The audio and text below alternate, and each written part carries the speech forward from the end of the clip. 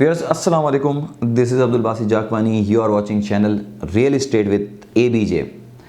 DHCD के हवाले से कुछ इनॉग्रेशंस होने जानी थी, कुछ न्यूज़ आनी थी, उसमें से कुछ न्यूज़ आ चुकी, कुछ इनॉग्रेट होने जा रहा है, जो कि एक ज़बरदस्त खबर है, बहुत अच्छी न्यूज़ है DHCD के हवाले से, क्योंकि कई टाइम से इन इनॉग्रेशन का इंतज़ार था, इन न्यूज़ का इंतज़ार था। अल्हम्दुलिल्लाह वो आगे की तरफ बढ़ती जा रही है, एक पॉजिटिव स्टेप DHCD की तरफ से लिया जा रहा है। अलबत्ता M9 इंटरचेंज जो कि DHCD को, सुपर हाईवे से DHCD को कनेक्ट करता है, सेक्टर 2 और सेक्टर 1 के बीच वहाँ कनेक्ट करता है, तो वो इनॉग्रेट होने जा रहा है। अच्छा, अब इनॉग्रेशन के अलावा एक बड़ी न्यूज़ ये भी है कि सेंट्रल बिजनेस डिस्ट्रिक्ट CBD जो DHCD का सबसे बड़ा कमर्शियल है, जो सेंटर ऑफ DHCD आता है, तकरीबन 452 एकड़ पर यह मुश्तमिल है, जिसमें 200, 300, 500, 1000 और 2000 गज़ के कमर्शियल प्लॉट्स की कटिंग है, उसको भी ओपन फॉर कंस्ट्रक्शन कर दिया गया है। और ये कल की न्यूज़ है, एक दिन पहले की न्यूज़ है। अच्छा, अब इसको ओपन फॉर कंस्ट्रक्शन तो कर दिया गया है, लेकिन अनफॉर्चुनेटली इसका मैप अब तक नहीं आया है। अब जाहिर है कि जिसको पता ही नहीं होगा कि मेरा प्लॉट कहाँ पर है, तो वो कंस्ट्रक्शन किस तरह करेगा। तो उम्मीद करते हैं कि बहुत जल्द DHCD की मैनेजमेंट की तरफ से ये मैप आ जाए, क्योंकि पता ये चला है कि ये मैप तैयार तो हो गया है, क्योंकि बहुत सारे लोग ये भी कहते हैं कि अनऑफिशियल मैप मार्केट्स में इधर उधर आ गया है। बहरहाल उससे कोई ताल्लुक हमारा नहीं है, लेकिन जब DHA ऑफिशियल मैप इसका देगा तो ही हम देखेंगे। DHCD ने जैसे सेक्टर 2, 3, 5, 7, 13 इनके मैप इशू कर दिए हैं। सेक्टर 14 और सेक्टर 13 के दोनों के मैप एक साथ इशू होने थे। सेक्टर 13 और 14 को दोनों ओपन फॉर कंस्ट्रक्शन कर दिया, लेकिन अनफॉर्चुनेटली अब तक सेक्टर 14 का मैप भी मार्केट में DHA की तरफ से नहीं आया। 6 जून 2020 को सेक्टर 13 का मैप आया था, और यही था कि विद इन अ वीक और with in a month sector 14 का मैप भी आ जाएगा, लेकिन अनफॉर्चुनेटली अब तक वो मैप नहीं आया। उम्मीद करते हैं कि वो जल्द से जल्द मैप आ जाए, ताकि DHCD जो इस वक्त काफ़ी ताख़ीर का शिकार है, काफ़ी चीज़ें वो बहुत तेज़ी से हो जाएं। अच्छा, इसके अलावा 16 फुली लिवेबल फार्म हाउसेस भी, उनकी भी कीज़ हैंड ओवर की जा रही हैं DHCD की तरफ से। इससे पहले भी कुछ कीज़ हैंड ओवर कर चुके हैं, और अब 16 और भी कीज़ हैंड ओवर करने जा रहे हैं, जो एक अच्छा स्टेप है DHCD की तरफ से। इसके अलावा Shaukat Khanum memorial hospital and research centre, उसका काम भी वहाँ पर शुरू हो चुका है, कंस्ट्रक्शन शुरू हो चुकी है, जिसको अप्रिशिएट इमरान खान ने भी किया कि वहाँ पर काम शुरू हो गया है, जिसकी फ़ंड रेजिंग वगैरह के हाल से भी 20 नवंबर को एक इवेंट भी हुआ था। अच्छा, अब ये तो एक अच्छी न्यूज़ है। आगे बात कुछ हम ये कर लेते हैं कि जो इनॉग्रेशन M9 इंटरचेंज की चल रही थी, सितंबर में इसकी न्यूज़ आने वाली। इससे पहले भी इसकी न्यूज़ थी कि सितंबर से पहले तैयार हो जाएगा, पर वो डिले होता गया। लेकिन बड़ी अच्छी बात है कि थोड़ी सी ताख़ीर हुई, ज़्यादा ताख़ीर नहीं हुई, लेकिन इंटरचेंज तैयार हो गया। अच्छा, अब ये ओपन हो जाएगा। अभी आप अगर फिज़िकली DHCD जाते हैं और कराची से आप आते हैं, तो टूल क्रॉस करने के बाद जब इंटरचेंज, आप जिस इंटरचेंज को चढ़ के जाते थे, उस इंटरचेंज, वो भी इंटरचेंज आपको DHCD की वॉल से थोड़ा सा दूर उतारता था।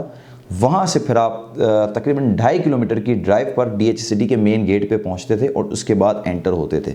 अब ये जो इंटरचेंज M9 इंटरचेंज बना है, बहुत बड़ा इंटरचेंज है। आपको फ़ोटोज़ तो खैर मिल गई होंगी, इंशाल्लाह मैं फ़िज़िकली भी वहाँ पहुँच के ज़रूर आपको इन्फॉर्म करूँगा। तो ये इंटरचेंज सेक्टर 2 और सेक्टर 1 के बीच में उतार है। तो सेक्टर 2, अपने पहले भी क्लाइंट्स को कहता था कि जब ये इंटरचेंज बन जाएगा तो सेक्टर 2 की वैल्यू ज़्यादा हो जाएगी। सेक्टर 2 अभी भी सेक्टर 3 से कम रेट है। उसकी सबसे बड़ी वजह ये है कि वहाँ तक कोई कंस्ट्रक्शन नहीं हुई, कोई एमिनिटी वहाँ पर तैयार नहीं हुई, कोई भी कमर्शियल एक्टिविटी तैयार नहीं हुई। अच्छा, अब बहुत सारी क्यूरीज़ भी मेरे पास जमा हैं, जिसको मैंने कुछ समराइज़ किया है। कुछ सवालात को अपने ही जवाबात में मैं ऐड करता हुआ चलूँगा, ताकि वो क्यूरीज़ आपकी कंप्लीट हो जाएं। अच्छा, अब DHCD की करंट मार्केट पे थोड़ी सी हम डिस्कशन करते हैं। कई लोग इंतज़ार कर रहे थे कि ये इनॉग्रेशन हो जाएगी, इनकी न्यूज़ आएगी, तो DHCD की मार्केट जो है वो फिर एक मरतबा शूट कर जाएगी, जो कि ऐसा नहीं हुआ। देखिए, अमूमन जो आप सोचते हैं ना, वो नहीं होता, और जो आप नहीं सोचते वो हो जाता है। DHCD की मार्केट में पहले भी कह चुका हूँ, स्टॉक मार्केट की तरह है। स्टॉक मार्केट भी जब चलती है तो इसको स्टॉक मार्केट को चलाने वाले वो होते हैं कि जो एक बड़े शेयर होल्डर होते हैं, जिनके पास एक बहुत ज़्यादा क्वांटिटी होती है शेयर्स की। यहाँ पर भी यही तरीका है। DHCD में बड़े इन्वेस्टर्स जब एंटर होते हैं, प्रॉपर्टी लेते हैं, तो मार्केट में बूम आता है, जिसकी वजह से जब बूम आने लगता है तो बहुत सारे सेलर और बहुत सारे ऐसे ब्रोकर जो प्रॉपर्टी अपनी सेल कर रहे होते हैं, वो बॉक्स में अपनी प्रॉपर्टी डाल देते हैं, डॉक्यूमेंट डाल देते हैं, वो सेल नहीं करते। तो जब मार्केट में डिमांड आती है और सप्लाई कम हो जाती है तो मार्केट तेज़ी से बढ़ती है। अच्छा, अब मसला ये है कि बहुत सारे लोग जिनकी 2016 की बाइंग है, वो बड़ा इंतज़ार करते रहे कि 2020 में ये रेट आ जाएगा 2016 का। कई ब्रोकर ये भी कहते रहे कि 2016 का रेट आ जाएगा, 2016 का रेट आ जाएगा, पक्का आ जाएगा।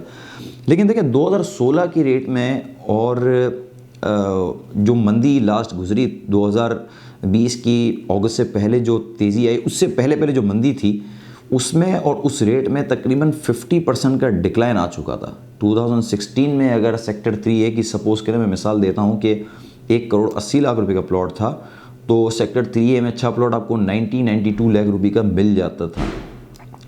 अच्छा, अब वो हाफ हो गया, क्योंकि इस 1.5 साल 2 साल के अरसे में गवर्नमेंट चेंज होना, फिर इनके टैक्सेस अप्लाई करना, फिर FBR का बहुत ज़्यादा एक्टिव हो जाना, फिर मार्केट प्रैक्टिस ये होती थी कि छोटा सा ऑफिशियल वैल्यू आपने देना है, टैक्स पे करना है, advance tax, transfer fees, CVT आपने देनी है और आपने प्रॉपर्टी अपने नाम पे करवा ली, कोई पूछगछ नहीं होती थी। लेकिन फिर FBR की ऑफिशियल वैल्यू को बढ़ना, FBR के छापे पढ़ना कि किसके पास क्या प्रॉपर्टी है, किसने किस अमाउंट में प्रॉपर्टी बाय की है, इस वजह से मार्केट में बड़ा इम्पैक्ट आया, नेगेटिव इम्पैक्ट आया, बायर मार्केट से चला गया। क्योंकि यहाँ पर तकरीबन प्रैक्टिस ब्लैक मनी में प्रॉपर्टी में ब्लैक मनी में लगाने की होती है। क्योंकि जो भी कमाता है, चाहे छोटा इन्वेस्टर हो, बड़ा इन्वेस्टर हो, यहाँ पर डिक्लेयर प्रॉपर्टी की आदत, डिक्लेयर अमाउंट की आदत नहीं है। तो जो भी अमाउंट आता था वो छोटी सी ऑफिशियल मनी इधर उधर से पे करता था, या नहीं भी शो करता था, पूछा नहीं जाता था। ये मैं आपको गवर्नमेंट PTI गवर्नमेंट से पहले की बात बता रहा हूँ। उसके बाद फिर रिसेशन लग गई, मार्केट डाउन हो गई। तो 2016 की मार्केट का आ जाना इतना तेज़ी से, मतलब मुझे तो मजाक ही लगता था। और मैं बहुत सारे क्लाइंट को ये कहता था कि अगर आपको यहाँ पर प्रॉफिट टेकिंग होती है तो प्रॉफिट टेकिंग करें इस तेज़ी में, और फिर रिवर्स का इंतज़ार करें। मार्केट फिर रिवर्स आएगी, लेकिन ऐसी रिवर्स नहीं आई जैसी तेज़ी से बढ़ेगी, लेकिन आएगी रिवर्स ज़रूर। और वही हुआ कि आज मार्केट रिवर्स की तरफ है। देखिए, कोविड की सिचुएशन रही, जिसकी वजह से मार्केट में बड़ा डिक्लाइन भी देखा गया, इसका भी प्रेशर था, और दीगर जो भी मैंने रीजंस बताया उसका भी प्रेशर था। लोग पूछते थे कि दिसंबर में क्या मार्केट रहेगी, जनवरी में क्या रहेगी, फरवरी में मार्केट क्या रहेगी। देखिए, बहुत सारी चीज़ें इसके पीछे बैकअप पे होती हैं। दिसंबर में बहुत सारा ओवरसीज़ जो ठंडे मुल्कों में रहता है वो पाकिस्तान आता है, तो बहुत सारे लोग सेलिंग के लिए भी आते हैं, बहुत सारे इन्वेस्टर बाइंग के लिए भी आते हैं। इस वक्त काफ़ी फ़्लाइट्स ऑन एंड ऑफ हो गई हैं, सिचुएशन बिल्कुल आउट हो गई है। कोविड की सिचुएशन फिर एक मरतबा दौरी है पाकिस्तान में, तो इस वजह से वो फ़्लाइट्स डिस्टर्ब हो गई हैं। तो बाइंग सेलिंग दोनों तरफ से डिस्टर्ब रहेगी मार्केट में, वो ट्रेडिंग नहीं होगी जो एक्सपेक्टेड थी।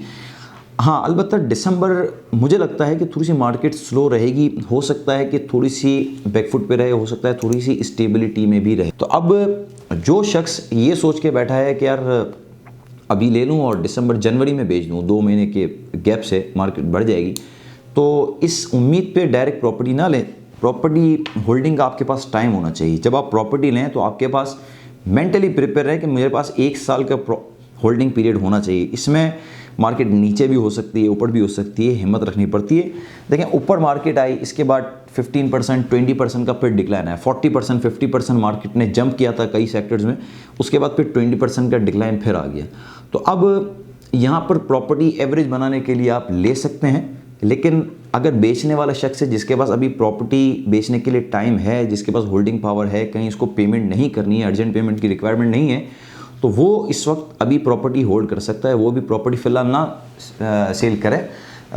1 का 2-3 महीने 4 महीने भी रुके, फरवरी तक, मार्च तक रुके, इम्प्रूवमेंट मार्केट में डेफिनेटली आएगी। क्योंकि DHCD जैसे आपको पता है 2009 में लॉन्च हुआ, 2011 तक इसके ट्रांसफ़र नहीं होते थे। तो अगर हम 2011 से कैलकुलेट करें तो 2020 एंड हो गया।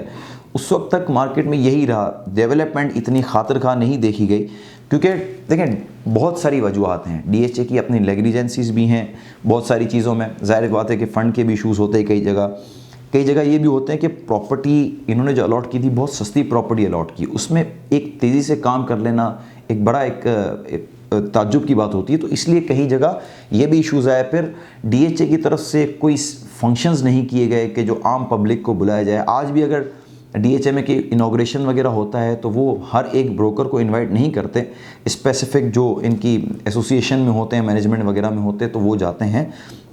लेकिन अगर फैमिली फंक्शंस वहाँ पर किए जाएँ, वो बड़े बड़े इवेंट किए जाए, तो डेफिनेटली पब्लिक डाइवर्ट होगी। अच्छा, बहुत से ये कहते हैं कि सेक्टर बताएं। अगर आप ये कह रहे हैं कि मार्केट में बाइंग की जाए तो सेक्टर बताएं कि कौन से सेक्टर में बाइंग की जाए। मैं हमेशा क्लाइंट को रिकमेंड करता हूँ कि उन सेक्टर में बाइंग की जाए कि जिन सेक्टर में मैप आ चुके हैं। देखें, आप अपनी लोकेशन देख के प्लॉट लेंगे तो ज़्यादा बेहतर है। आप फिज़िकली नहीं पहुँचे लेकिन आपके पास मैप है, आपको पता है कि मेरा प्लॉट इस जगह है, कमर्शियल से इतना दूर है या इतना करीब है, या ये मेरी एग्जैक्ट लोकेशन बनती है। दिस इज़ फेयर डीलिंग, ये अच्छा तरीका भी है। इसी तरह प्लॉट लिया जाए जिसमें सेक्टर 2, 3, 5, 7 और 13 5 ऐसे सेक्टर्स हैं जिनके मैप आ चुके हैं। सेक्टर 6 अनऑफिशियल मैप है मार्केट में, ये बात याद रखिएगा। बहुत सारे लोग ये सोच के प्लॉट ले लेते हैं कि सेक्टर 6 का ऑफिशियल मैप है और आगे भी यही रहेगा। तो डीएचए की वेबसाइट पे अभी हाल ही एक नोटिस भी लगा था कि सेक्टर 6 का जो मैप मार्केट में सब गर्दिश कर रहा है, डीएचए जिम्मेदारी नहीं लेता, आगे जाके चेंज हो सकता है। तो ये बात आपके माइंड में रहनी चाहिए। अलबत्ता अगर सीबीडी का मैप आ जाता है तो एक बड़ा ज़बरदस्त काम हो जाएगा। अगर सीबीडी में अगर कंस्ट्रक्शन शुरू हो गई तो कहीं ना कहीं मार्केट में फिर स्टेबिलिटी शुरू हो जाएगी। फिर मार्केट इस तरह झूले की तरह अप एंड डाउन नहीं होगी, क्योंकि देखें जब तक जहाँ कमर्शियल एक्टिविटी नहीं होती वहाँ पर इसी तरह चलेगा, अप एंड डाउन इसी तरह की सिचुएशन चलती रहेगी। जब कमर्शियल एक्टिविटी हो जाएगी, वहाँ पर बहुत सारी एक्टिविटी हो जाएगी, लोगों को ग्रॉसरी लेना, लोगों के अपने ज़रूरियात ज़िंदगी की चीज़ें लेना आसान हो जाएगा, तो फिर पब्लिक खुद मूव होगी, वहाँ पर खुद मूवमेंट होगी और लोग आएंगे, वहाँ पर कंस्ट्रक्शन भी करेंगे और रहने का भी सोचेंगे।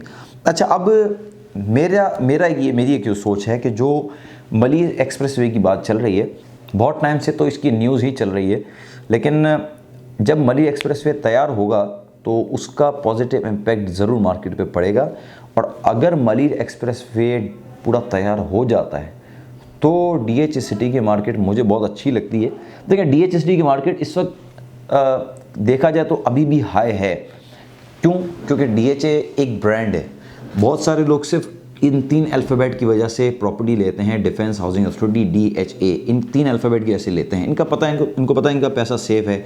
जब 1976 में डीएचए अलॉट हुआ था उस वक्त प्रॉपर्टी सस्ती थी, उसके बाद प्रॉपर्टी लोग डीएचए में सोचते थे लेने का, लेकिन आहिस्ता आहिस्ता लोगों का माइंड बनता गया और लोगों ने प्रॉपर्टी लेना शुरू कर दी डीएचए में।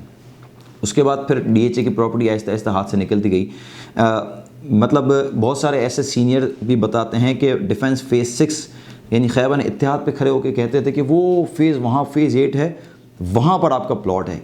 ये 2000 के अर्लीज़ की मैं बात बता रहा हूँ। कहते थे वहाँ प्लॉट है, वहाँ जाना भी पॉसिबल नहीं होता था, सिर्फ झाड़ियाँ वगैरह पड़ी होती थी, रोड भी प्रॉपर नहीं होती थी, तो लोग कहते थे वहाँ पर आपका प्लॉट होगा। तो उस वक्त 8-8 लाख रुपए का 5-5 गज का प्लॉट मिल जाता था, लेकिन वही प्लॉट आज 8-8 करोड़ रुपए के हो गए। क्यों? अब तक वहाँ पर कई जगह कंस्ट्रक्शन नहीं हुई, लेकिन क्योंकि इन्वेस्टर आता है, ब्रांड की वजह से आता है। 1976 और आज 2020 44 ईयर्स गुजर चुके, लेकिन डीएचए पर एक ट्रस्ट डेवलप हुआ है, इसलिए लोग सिर्फ डीएचए की प्रॉपर्टी लेना ही अच्छा समझते हैं। अच्छा, अब एक तो ये मैंने आपको कहा कि जो मलिर एक्सप्रेसवे है, मुझे ऐसा लगता है कि डीएचसीटी की पूरी मार्केट मलिर एक्सप्रेसवे पे डिपेंडेंट है। जब मलिर एक्सप्रेसवे तैयार हो जाएगा, फिर मार्केट जब बढ़ेगी तो अब आप जिस तरह गिरना देखते हैं मार्केट का, इस तरह नहीं गिरेगी। फिर एक लिमिट होगी, फिर तरीके से मार्केट में शायद मंदी आए और फिर मार्केट स्टेबल हो, और जब कमर्शियल एक्टिविटी सीबीडी में काम शुरू हो जाएगा फिर मुझे मार्केट अच्छी लगती है। एनीवेज, जो होगा अल्लाह पाक बेहतर जानता है। और अच्छा, इसके बाद फिर बहुत से लोग कहते हैं कि एआरवाई लगुना का इम्पैक्ट आएगा मार्केट में, नहीं आएगा। एआरवाई लगुना का इम्पैक्ट तो मार्केट पे आया। मार्केट डीएचसीटी की स्लो हो गई, सारा ब्रोकर वहाँ लग गया। कई ब्रोकर ने 1-1 लाख रुपए की कमिटमेंट करके एक फॉर्म दिया है कि कंफर्म बुकिंग लगेगी, ये एक अलग चैप्टर है, मैंने इस पर डिस्कस भी किया है ARY लगुना पे। अलबत्ता अब इसकी थोड़ी सी अगर मार्केट स्लो होती है, ARY लगुना का जैसे फॉर्म भी अब जिनकी लास्ट डेट थी वो भी ख़त्म हो गई, तो अब मार्केट जो है वो थोड़ी सी इम्प्रूव हो सकती है, लेकिन एक आध महीना लग सकता है DHS सिटी की मार्केट को। तो जो बाइंग करना चाहता है वो सब बाइंग कर सकता है थोड़ी थोड़ी एवरेज बनाने के लिए। अलबत्ता बहुत से लोग ये कहते हैं कि आपके साथ डीलिंग करनी है तो वो क्या प्रोसीजर होगा। तो डीलिंग प्रोसीजर, इसकी एक वीडियो भी मैंने बनाई है, वो भी आप देख सकते हैं। डिस्क्रिप्शन में मैं इंशाल्लाह लिंक शेयर कर दूंगा आपके साथ। इससे इस सबसे बेहतर तरीका ये है कि आप डीलिंग करना चाहते हैं तो पहले ऑफिस आएँ। ऑफिस आएंगे, मैं आपको काफ़ी चीज़ें बताऊंगा, काफ़ी चीज़ें हम डिस्क्राइब नहीं कर पाते स्क्रीन पे, तो वो चीज़ें पता इजी होती हैं बताने में जब क्लाइंट सामने बैठा होता है। तो आप विज़िट करें। बहुत से ओवरसीज़ होते हैं, तो ओवरसीज़ आपके लिए इजी है, आप बाय कर सकते हैं प्रॉपर्टी, कोई इशू नहीं है। कांटेक्ट करें, मैं आपको इसका प्रोसीजर बताऊंगा किस तरह प्रॉपर्टी बाय कर सकते हैं। ये सारी चीज़ें थी जो DHS सिटी मार्केट के हवाले से आपसे डिस्कशन करनी थी। क्यूरीज आपकी हो तो आप कमेंट बॉक्स में लिख दीजिएगा। जो नंबर मेरा स्क्रीन पर है यही मेरा व्हाट्सएप है, यही मेरा रेगुलर नंबर भी, आप कांटेक्ट कर सकते हैं। चाहे आप ओवरसीज़ पाकिस्तानी हो, चाहे पाकिस्तान में रहते हो, आप कॉल कर सकते हैं, व्हाट्सएप कर सकते हैं। कहीं मेरा कॉल रिसीव ना हो तो टेक्स्ट कर दीजिएगा, मैं आपको कॉल बैक कर लूँगा।